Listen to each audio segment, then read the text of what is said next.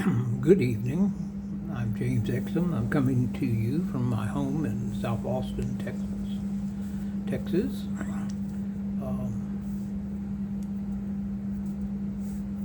It's 9:45 in the evening, and I'm about to create my latest video for YouTube.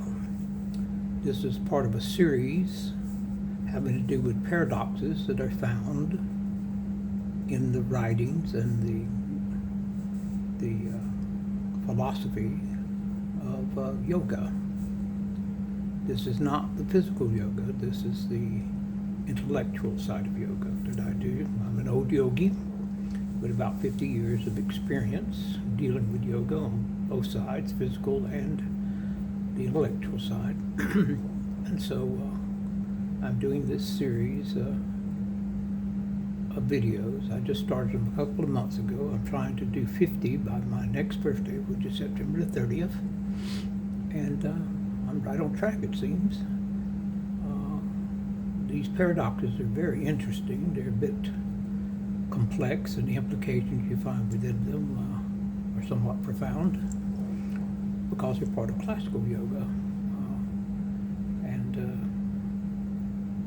It's a challenge for me as an aging man, and hopefully it'll be an inspiration for you as younger seekers on the path to exploring yoga and expanding your mindset and your physical and emotional abilities within the framework of yoga and all of its knowledge. So this one is called the self that is not the self. And there's the paradox. What is the self that is not the self? Well, Atman is the self, and Atman, Anatman, both of these we'll explore this evening. So I'm going to go ahead and just dive right in and try to keep it under 30 minutes if possible. And I have these little subcategories as my titles. Anatman, the doctrine of non-self. The implications of Anatman, and that's spelled A-N-A-T-M-A-N, for yogic philosophy is a profound area. Classical yoga, as outlined in Patanjali's Yoga Sutras, does not explicitly use the term Anatman, yet it advocates detachment from identification with the physical and mental layers of existence, which is prakriti. The yogic path is a systematic means of transcending the misidentification with bodies, senses, and thoughts, eroding the egoic boundaries that reinforce the separate self. And this is, I'm reading from my original work here, but occasionally I will improvise, or there's another name for that they use. I'll just speak my mind on the subject and elaborate on what I haven't written, so it actually expands the text. So Patanjali, who was the 8th century narrator and writer and critic and philosopher of yoga, 8th century common era, by the way. He was in the 700s and into the early 800s.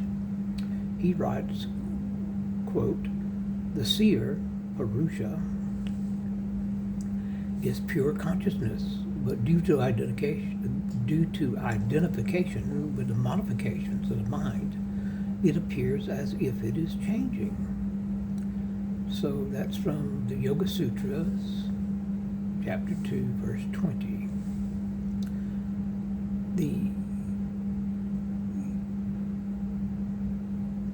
Or I should say Sutra 2:20. The yogic ideal is therefore not the affirmation of a personal self, and that's the end of the quote, by the way, as if it is changing. The yogic ideal is therefore not the affirmation of a personal self, but the realization of a state beyond all identifications. dissolution of the boundaries between self and the world. A dissolution of the boundaries. We're doing away. We're letting them dissolve away. The dialogue between Atman and Anatman, both within and across Indian philosophical traditions, marks a tension between identity and transcendence, whereas Advaita Vedanta and the Upanishads point towards the recognition of a unified self. The Buddhist teachings and yogic discourses invite practitioners into a radical deconstruction of self, revealing the emptiness at the heart of experience. It is in this dialect that the question of self finds its deepest resonance and challenges the seeker to look beyond the surface of consciousness. This is a bit deep if you're a newbie. I think that's the word, that is the word that's used, a newbie to the subject of yoga philosophy. But you're welcome to take notes and do your own research on what I'm talking about. You can also check me at the same time to make sure I'm accurate in what I'm teaching during this discourse. If you do that, if you're looking for certain phrases, you can just type them into the Google address line, and it should give you references to it. If it's just a particular idea or word, you can look that up in Yogapedia or Wikipedia. That's what I use still, because I'm still learning. Even being an old yogi, going on 75, I learn something new every day. And that's the marvelous thing about yoga. You become a perpetual student. There's no one that can truly say, I know everything about yoga. I mean, it's an impossibility. But it's a challenge, and if you're intellectually inclined, it's a wonderful challenge, and it keeps you young at heart, and it keeps you young in mind and spirit. No pun intended, spirit. Discourse with commentary. This discourse has two different commentary contributors. One is Adi Sankara, who I said Patanjali. I may have mixed Patanjali and Sankara up a while ago when I was talking about the dates, but that's okay. It doesn't matter. Patanjali was a great scholar also. You can look him up. Forgive me if I did that, but again, I'm an older man, and I hear young people on the internet all the time making mistakes. And one of the beautiful things about yoga is you're allowed to make mistakes, and no one will hold you responsible in a serious manner. They'll just simply laugh it off like I'm doing it. That's the beauty of yoga. It's the spiritual teaching of living. It's not a religion. It's a science, the science of living, the science of being. So, because there are two different commentaries I've included in this work, that of Adi Sankara, and you can look him up and learn more. I'm not going to go into him right now, or myself, which you can also look up. The question of the self, who or what we truly are, stands at the very heart of philosophical inquiry, particularly in the traditions of Indian thought. Now, I'm not a Hindu. I study and work with and specialize in the ideas, the concepts, and the writings of yoga. Hinduism has a pantheon of gods. They're not part of my personal philosophy or life or teachings. I don't go there because I'm not into Hinduism. I'm into yoga philosophy, more especially. Two concepts, Atman and Anatman, sometimes rendered as Anatta in Pali, that's one of their dialects, form a dialectic that has shaped centuries of metaphysical debate, rooted in the Upanishads and the teachings of Buddha, and I'm not going to go into Buddha, that's a totally different concept of the soul, respectively. These terms are not simply theoretical abstractions, they point to profound experiences and practices for realizing truth. Now, I'm not saying anything against Buddhism, nothing at all. It's one of my subjects I've studied, and I find it very, very interesting. In this discourse, you will find profound experiences and practices for realizing truth, as I just said. We will also investigate these ideas, weaving in commentary from a contemporary yogic philosopher, myself, and the classical Advaita Vedanta master, Adi Sankara. Advaita Vedanta, that's a term you can look up. You're welcome to do it. And if you do this, you'll be well on your way to not mastering, but getting a greater grasp of the depth and width and length of yoga teachings.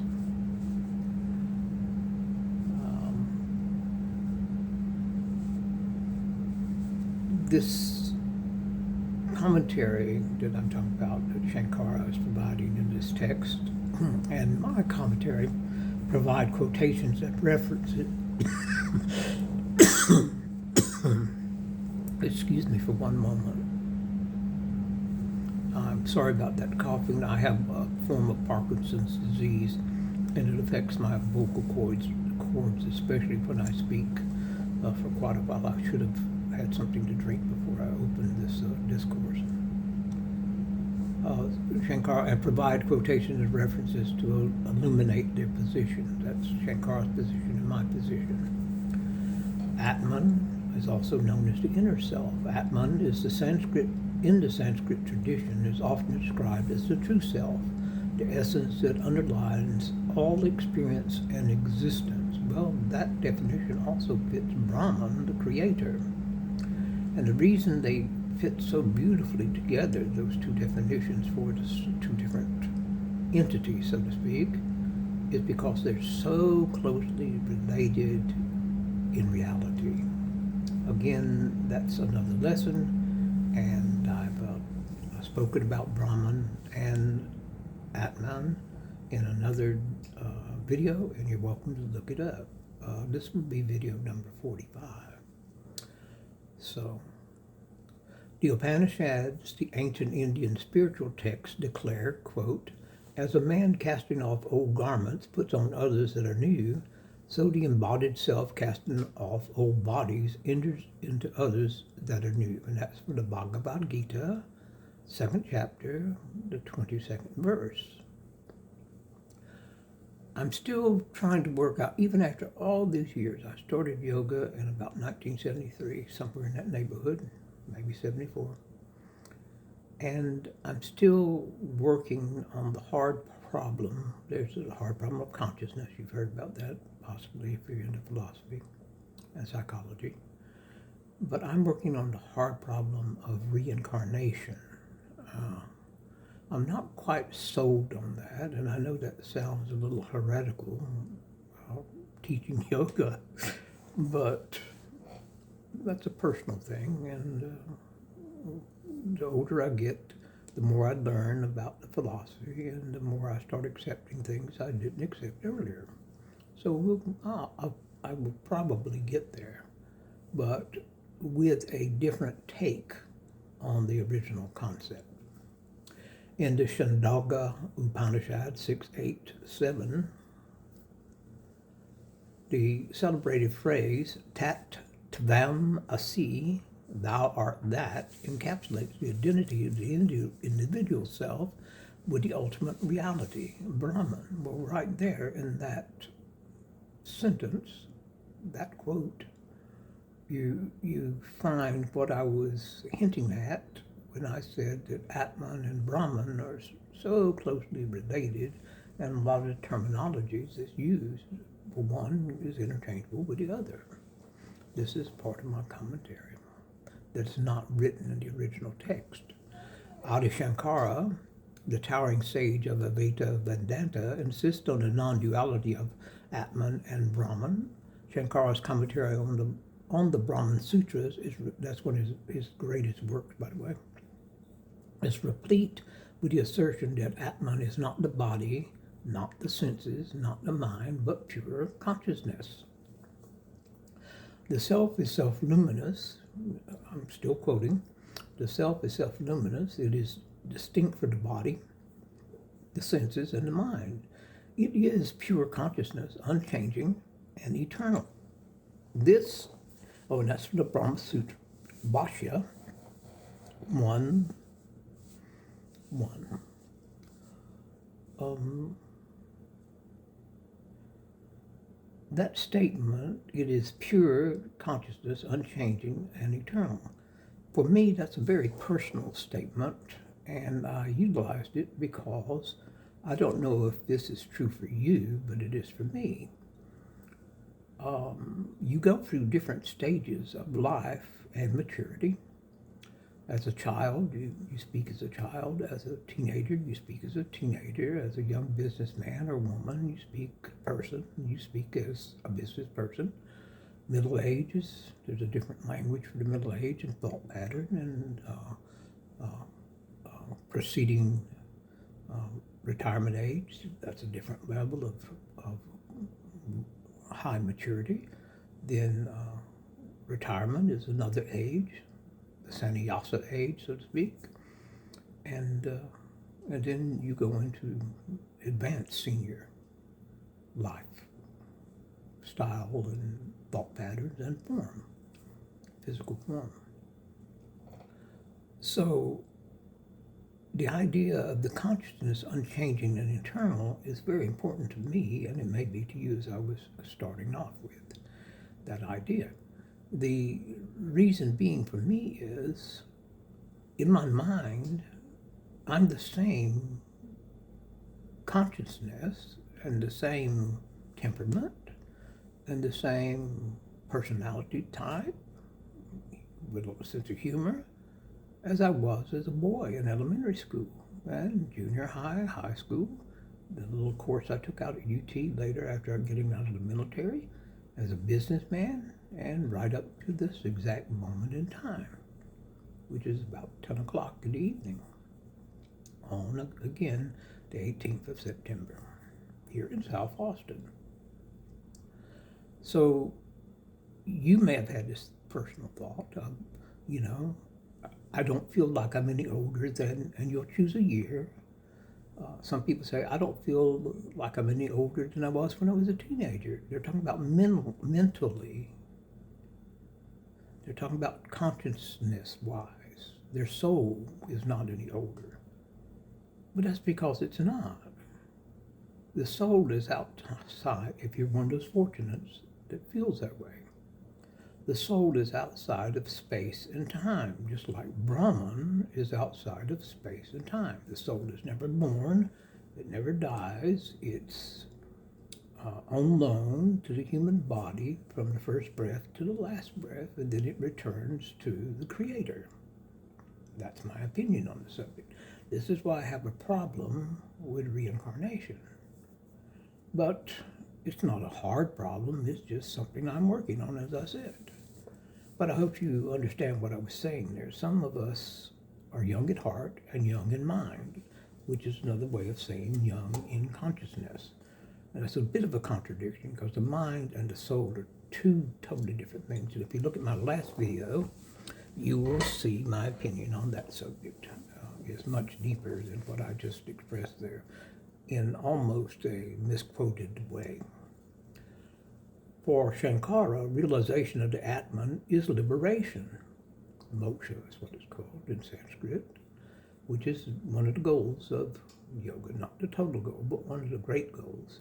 Ignorance of vidya, of one's true nature, leads to bondage and suffering. In other words, self-realization leads to liberation, and ignorance keeps you bound and in a suffering state of existence, mind and body, and economically or however or any variation of those, or any singular of those, while you're on earth. Anatman, the doctrine of no self. This teaching is radical. Everything we identify as I or mine, not mind, mine, M-I-N-E, including thoughts and consciousness, is impermanent and subject to change. Clinging to the idea of a permanent self is the root of suffering. You cannot be that conservative, and I don't mean politically, I mean in a psychological manner. You cannot be, you have to understand that you are not permanently thinking a certain way. I mentioned that earlier. Your mind, your maturity, your habits change as you get older, but the spirit that I said earlier keeps you young and attentive and fresh. And now I'm going to talk about my reflections on Atman and Anatman. I'm a contemporary philosopher and a scholar of comparative religions, as you know, or you do now, and I've offered thoughtful reflections on these two doctrines, though not as widely published as Sankara. How could I be? He's been around for what, 800 from 2000. He's been around for 12 centuries plus. So I'm not as widely published and probably never shall be. I'd be flattered if I get there in the next 10,000 years, but who knows? And I really don't care that whether people know who I am or follow my teachings. That's not the important thing. The important thing is I'm sharing my teachings that I've put together and accumulated over the last 50-odd years before I leave this earth. I want to spread the joy and the teachings and the blissfulness of the knowledge of yoga philosophy, and that is my goal. That's why I started a couple of months ago, because I knew I was coming up on my 75th. Don't know how long I'll be here. By the grace of the Creator is exactly how long I shall be here. And I do take care of myself physically and always doing research, so that keeps me fit mentally. My lectures and essays engage with the existential implications of self and non-self. I have written to encounter Atman is to paradoxically meet oneself by realizing one is not the self that one imagines oneself to be. It's a bit complex and a bit awkward, but you get the gist of it. It is a process of subtraction, not addition. And when I say subtraction, I mean negation. You negate out all the negative things in your life, and you start accumulating the positive side of existence and progression. A surrendering of all that is not essential until only one's awareness remains, and that's from Contours of Consciousness, 2016, and that's an unpublished paper. My commentary bridges the psychological and philosophical. The search for self is both a metaphysical quest and a therapeutic journey. You're catching on to my writing style now, which is the way I think. I write the way I think. Now we'll go over to Adi Sankara's commentary, the primacy of consciousness. Adi Sankara, Advaita non-dualism, stands in stark contrast to the Buddhist Anatman, yet Sankara acknowledges the limitations of ordinary selfhood. For Sankara, the mistake is not in experiencing thoughts and sensations, but in mistaking them for the self. That's very deep. He was a very deep thinker and narrator and commentator. The Atman, the self, these quotes, the Atman, the self, is distinct from the mind and the senses. The mind is an instrument, not the experiencer. The Atman alone is the witness, and that's from Vivek Achudamani, verse 217. That's one of his writings, or one of his commentaries, possibly. on that writing. I'm not quite sure if he wrote that or just did a commentary on it. Either way, he's remarkable, and when he gets involved with a subject, it's worth listening to his meanings and his writings and the broadness of his intellectual abilities. Sankara's vision is of a self that is not a person, not a soul in a dualistic sense, but pure witnessing awareness. This awareness is not subject to birth or death, nor to suffering. So he and I agree with him because he's one of my teachers and has been for years. He and I see eye to eye, so to speak. We converge, not diverge, on that particular thought that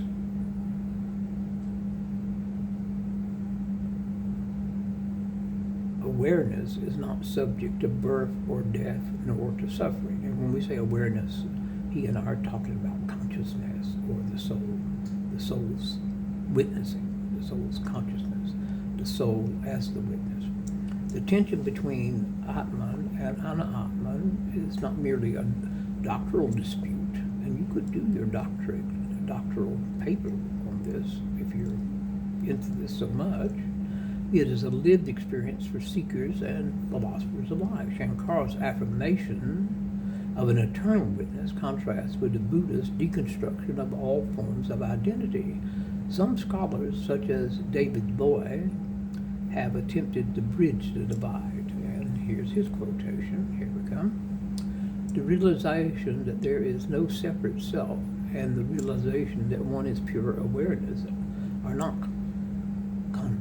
contradictory but complementary. Both result in cessation of suffering and awakening to reality. That's David Lloyd's quote, Non-Duality, A Study in Comparative Philosophy, 1988.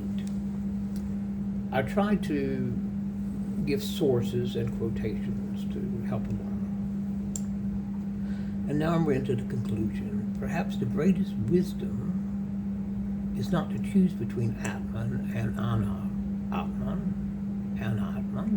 but to see that both point beyond conceptual grasping. The mystery of consciousness, whether affirmed or denied, remains. And that's again from Contours of Consciousness, 2016, an unpublished paper. And there are sources and for further reading and all of that, but I'm not going to get into that. I said I would try to keep this under 30 minutes, and right now I'm about to enter the 28th minute, and so I will go ahead and stop there, and I hope you enjoyed it. If you did, that's great. If you didn't, that's okay too. And then I'll also close out with my normal saying that I want to perpetuate throughout society, and that is this: be good to yourself, be good to others, especially friends and family, and even strangers. And if we practice this habit of being civil and good to each other, perhaps society's sort of a bleak period of time right now, the economy and the politics and so forth. We're not going to get into any of that. I have made statements on it, but they were always my opinion, and we're still available. We still have the ability to give our opinion, free speech in this country, and I'm not going to get into what's happening in this time frame about all of that. I'm just saying I'm an old American, and I believe in free speech, and I believe that if we're able to get back to the normal way that society was operating before the last, say since 2016, if we can get back to that, then it'll be a much happier world. And again, I thank you so much for coming to visit with me, and well, there it is. So be good, be safe, and I'll see you later.